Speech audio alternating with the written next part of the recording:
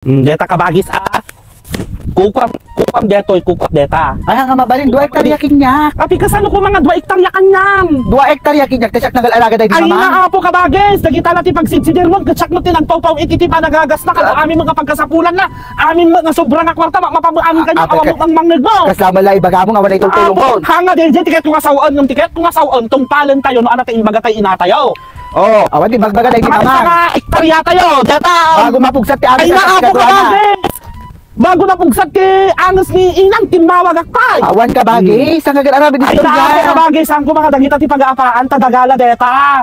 Ito nga Abay, dagay alam ko, magalalaga. may May sikalang mo titimay Ay ang na po kabagis, may sa hektarya kanyak, may sa hektarya kanyam. May sa hektarya ka pinagawan nga manong ta. Oo. Alam nga mga gamtangon deta ko ka deta manong ka dapat pamilya na ka na bate.